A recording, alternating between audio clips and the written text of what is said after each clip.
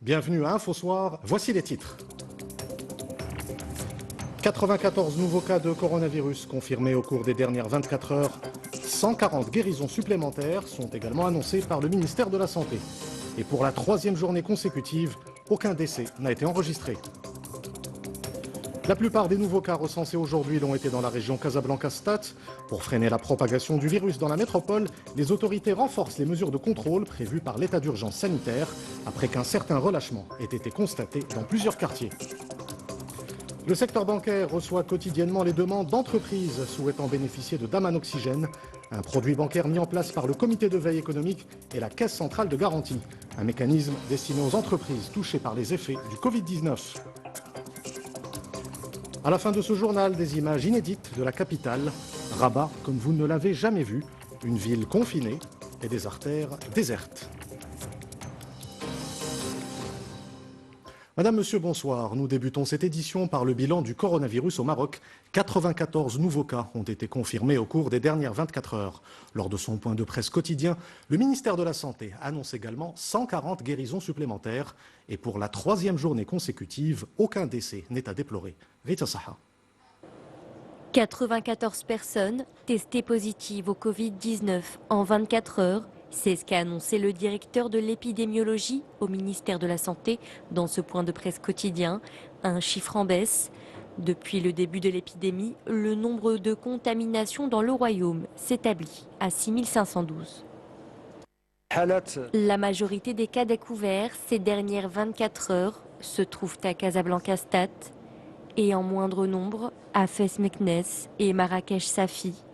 Cette région du pays n'ont pas enregistré de cas ces dernières 24 heures. Ces nouveaux cas ont été dépistés de manière précoce, sans qu'il n'y ait de symptômes. Sur les 94 cas, 81 ont été découverts grâce au suivi médical des cas contacts, soit 86% des cas. Depuis plusieurs jours, le pays n'a déploré aucun décès lié au nouveau coronavirus. Le nombre total des victimes mortelles du Covid-19 depuis le début de l'épidémie reste inchangé et s'élève à 188. Autre donnée encourageante, celle du nombre de guérisons dans le pays. Ces dernières 24 heures, 140 nouvelles guérisons ont été enregistrées, soit un total de 3131 depuis le début de l'épidémie. Nous avons dépassé la barre des 3000 guérisons. Le taux de guérison est d'ailleurs en hausse, il s'élève à 48,1%. Cet après-midi, le ministère de la Santé a également fait état de 3961 cas exclus. Depuis le début de la pandémie, plus de 69 300 cas suspects ont d'ailleurs été écartés après des tests négatifs en laboratoire. Et la plupart des nouveaux cas enregistrés aujourd'hui l'ont été dans la région Casablanca-Stade. Pour freiner la propagation du virus dans la métropole, les autorités renforcent les mesures de contrôle prévues par l'état d'urgence sanitaire après qu'un certain relâchement ait été constaté dans plusieurs quartiers. Reportage Hassan Lohmadi et Youssef El Ghazi, le récit est de Mamadou Diaye. Nous sommes à Derb Sultan, un des quartiers populaires de la capitale économique du royaume. Ici, le non-respect de certaines mesures de prévention telles que la distanciation sociale saute aux yeux. Certains tentent même de poursuivre des activités économiques, pourtant jugées non essentielles, surtout en cette période de crise. En cette période de crise sanitaire, est-ce qu'on a vraiment besoin de faire des courses telles qu'acheter de l'or, des vêtements? C'est pas important et c'est un problème. Je dis à tous les Marocains que ce genre de rassemblement va provoquer une crise vu l'augmentation des cas de contamination. Malgré les restrictions de circulation, sauf pour des raisons d'extrême urgence, difficile de faire observer les mesures. Moi, je suis là parce que j'ai voulu faire des travaux dans mon magasin, mais je n'ai pas eu l'autorisation. À quelques kilomètres de là, dans l'ancienne Médina, le décor semble le même. Les contrôles se multiplient, un objectif difficile pour les forces de l'ordre, visant à limiter au maximum, sinon proscrire, les déplacements inutiles. Parfois, nous arrêtons des personnes qui bravent les mesures. Il y a des gens qui ne respectent pas l'état d'urgence sanitaire et dans ces cas, nous appliquons les mesures qui s'imposent. Malgré les chiffres encourageants du nombre de guérisons qui a franchi la barre des 3000, la contamination, elle, ne faiblit pas pour autant. La région de Casablanca-Setat reste en tête avec plus de 27% des cas d'infection recensés. Même durcissement des mesures de contrôle dans la ville de Rabat. Cela fait suite à l'apparition ces derniers jours de nouveaux cas de contamination dans certains quartiers de la capitale. C'est un reportage de Jada Berdan et Hicham Souni, le récit est de Rita Saha. Des rues et avenues désertes en pleine journée. Sur ces images, en bon élève, Rabat apparaît discipliné. Pourtant, les chiffres annoncés ces derniers jours dans la région mettent en lumière quelques lacunes. Après l'apparition de nombreux foyers de contamination, plusieurs quartiers de la ville ont été quadrillés par les forces de sécurité. Nous avons pu remarquer que dans certains quartiers populaires de Rabat, il n'y a pas de confinement. Certains marchés sont encore pleins. Au début, dans la ville, il n'y avait pas de foyer de contamination comme c'est le cas aujourd'hui. Il y a donc un problème. Est-ce que cela est dû au fait que de nombreuses personnes ne respectent pas le confinement? C'est d'ailleurs le cas à Salé, l'une des plus grandes villes du royaume en termes de population. Ici, dans de nombreux quartiers, le non-respect de la distanciation sociale a favorisé l'apparition de clusters. Nous demandons aux autorités de resserrer ces mesures pour que cette épidémie puisse disparaître le plus tôt possible. Ces 3 derniers jours, les chiffres ont explosé à Rabat Salé et Kenitra. La région concentre en effet plus de 10% des cas à l'échelle nationale. Et ne manquez pas ce soir sur 2M à 22h45 l'émission Mubasharatan Ma'akoum présentée par Jama Goulhassan. Le thème est celui des scénarios du déconfinement. Dans ce contexte marqué par la lutte contre le Covid-19, le ministre de l'Éducation nationale affirme aujourd'hui que tous les niveaux d'enseignement, y compris l'enseignement supérieur et la formation professionnelle, reprendront les cours en présentiel à partir de septembre prochain. Devant la commission de l'Éducation, de la Culture et de la Communication à la Chambre des représentants, Saïd Hamzazi souligne que les dates des examens seront annoncées prochainement pour l'enseignement supérieur et la formation professionnelle. Dans le monde, le nombre de cas de contamination au coronavirus dépasse aujourd'hui les 4 300 000. En Europe, où l'heure est au déconfinement, la Commission européenne étudie un plan de relance économique pour les pays du vieux continent. La Commission appelle notamment à l'ouverture des frontières entre pays européens pour un retour progressif de l'activité touristique. Mamadou Diaye. Fortement touchée par les impacts de la pandémie, l'Europe tente de se relever à travers un plan de relance. Une relance de l'économie qui va prendre en compte 2 volets essentiels, le climat et le numérique, pour renforcer la résilience des États membres de l'Union face à ce genre de crise. En d'autres termes, nous ouvrons ainsi la voie à une Europe climatiquement neutre, numérisée et résiliente. Ils sont nombreux, les pays européens, à aborder la question de la réouverture des frontières dans un délai de 30 jours. Un retour à la libre circulation dans l'espace européen, c'est le cas de la France, de l'Allemagne, de la Suisse, mais également de l'Autriche. Ailleurs, en Chine, l'hypothèse d'une deuxième vague d'épidémie semble être écartée par les autorités sanitaires. Cela malgré le signalement de nouveaux foyers de contamination dans le pays. Je ne pense pas qu'il y aura une deuxième vague de Covid-19 en Chine. Au moins, nous avons acquis de l'expérience pour freiner la propagation du coronavirus au cours des 3 derniers mois. Et cette expérience nous aidera et un petit nombre de cas n'atteindra pas une certaine ampleur de l'épidémie. Aux États-Unis, le bilan quotidien est de plus de 1500 victimes ce mercredi.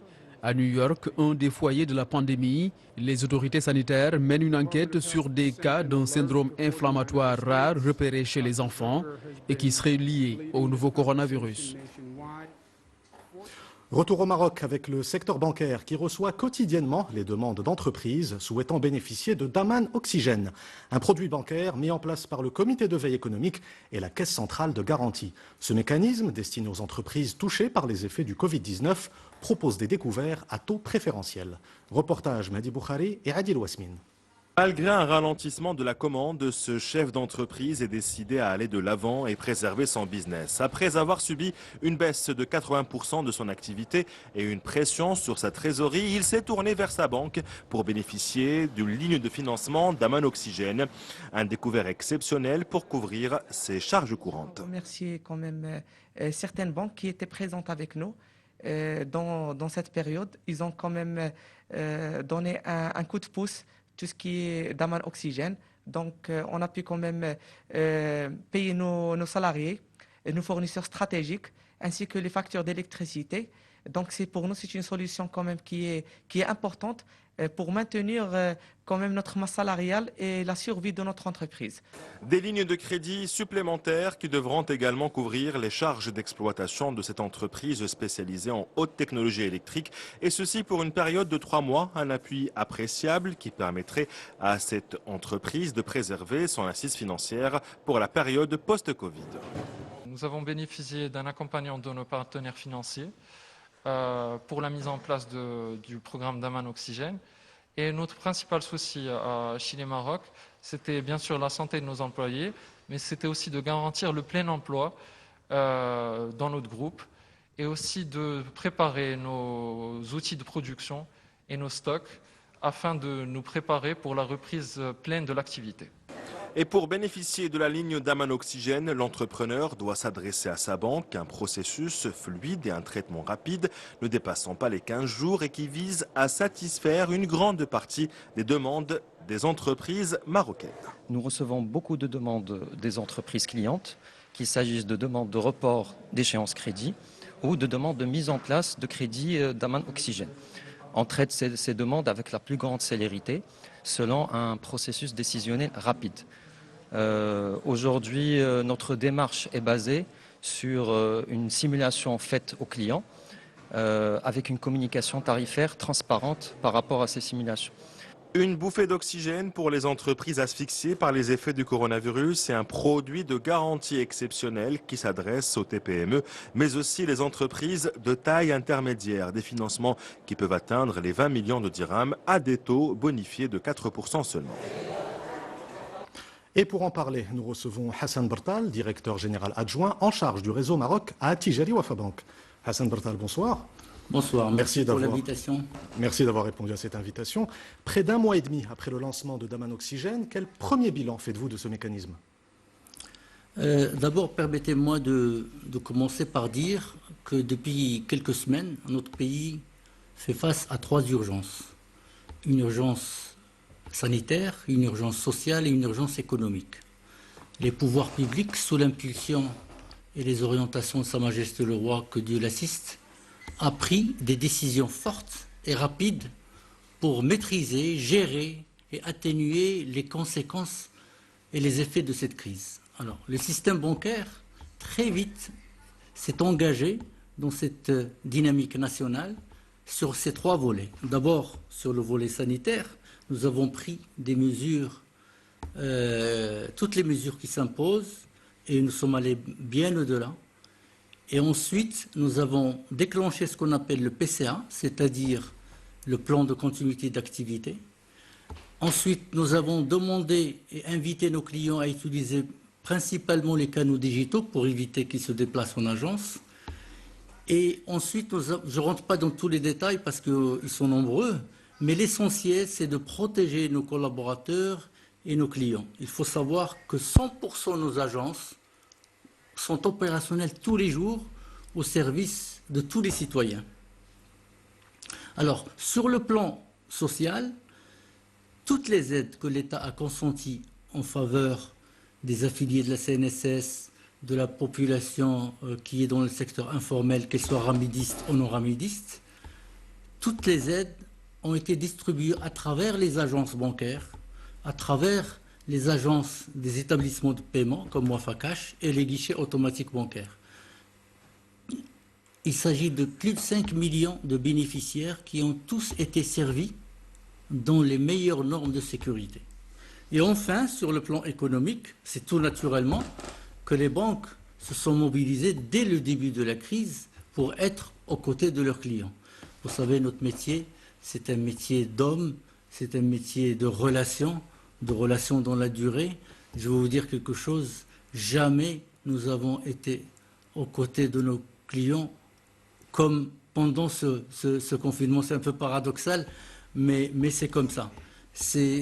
La banque, c'est un métier de contact. Alors, tous nos conseillers en entreprise, dans les centres d'affaires, ont contacté quasiment l'ensemble de nos clients pour d'abord avoir de leurs nouvelles et ensuite voir avec eux, voir leurs besoins, les écouter et trouver les meilleures voies possibles pour les aider. Justement, concernant les demandes de crédit, comment les établissements bancaires ont-ils réagi, y compris pour Daman Oxygène, le mécanisme qui a été mis en place pour cette période? Mis en place par le comité de veille, c'est d'abord le report d'échéance. J'en parle d'abord parce que c'est un produit qui n'est pas très demandé malheureusement, alors qu'il peut soulager les trésoreries des entreprises et avoir du cash. Vous savez, en période de crise, il est très important pour toutes les entreprises d'avoir du cash.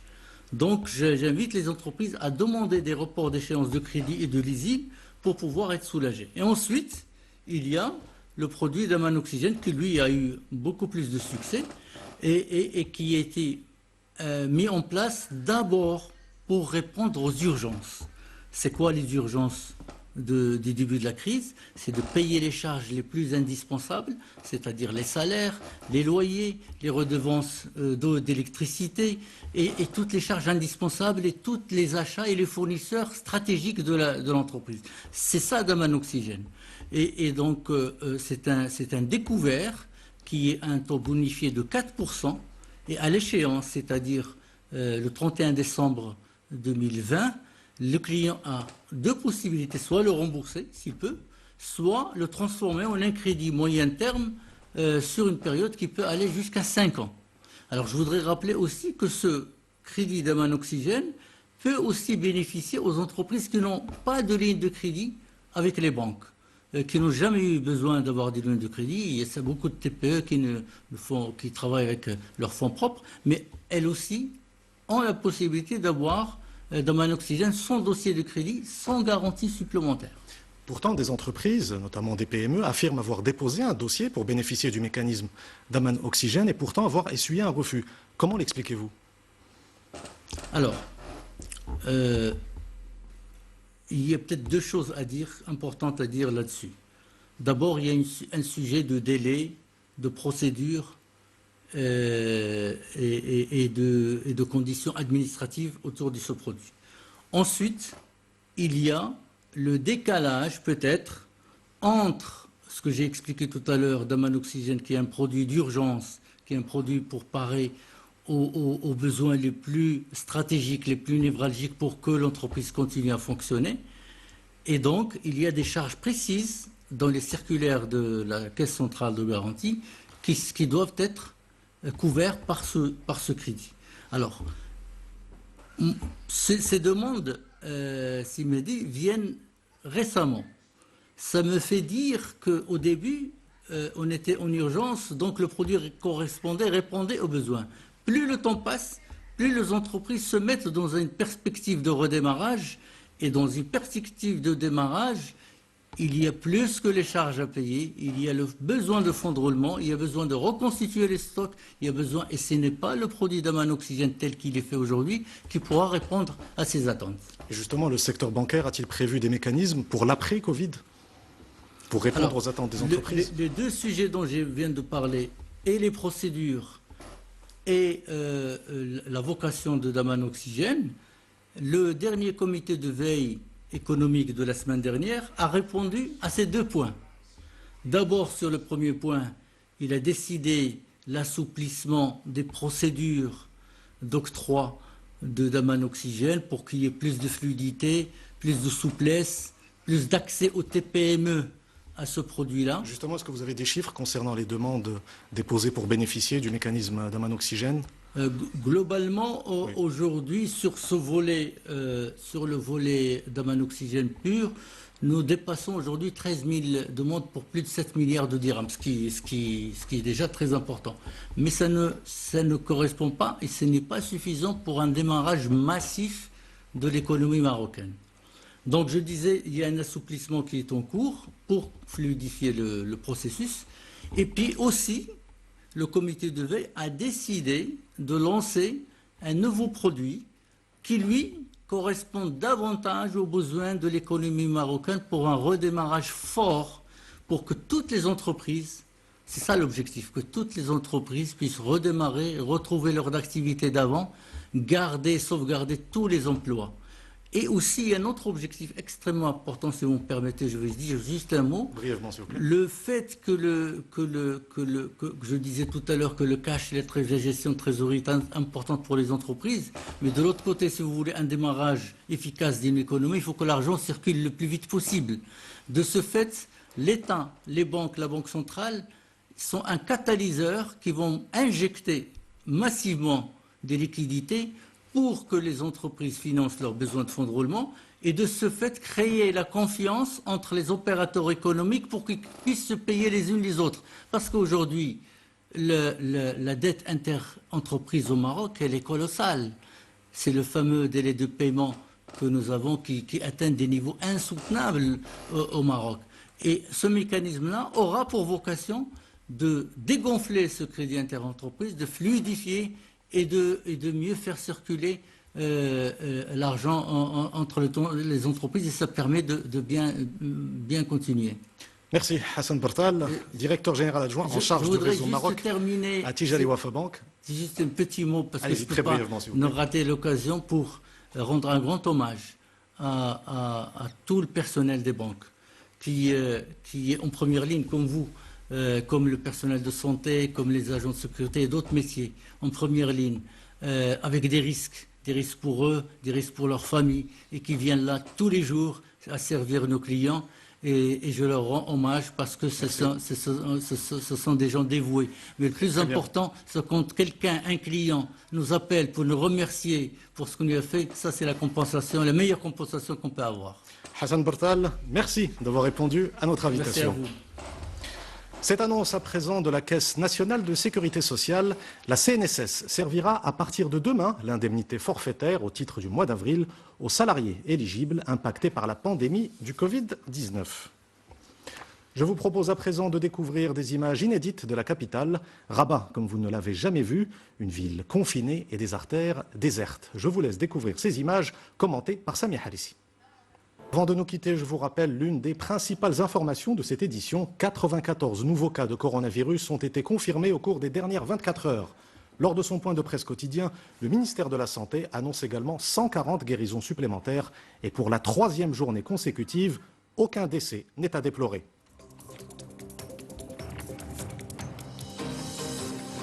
C'est la fin de cette édition. Vous retrouvez tout à l'heure Hicham Gharfaoui pour Al-Massaïa vers minuit 30. Quant à moi, je vous dis à demain. Excellente soirée sur 2M.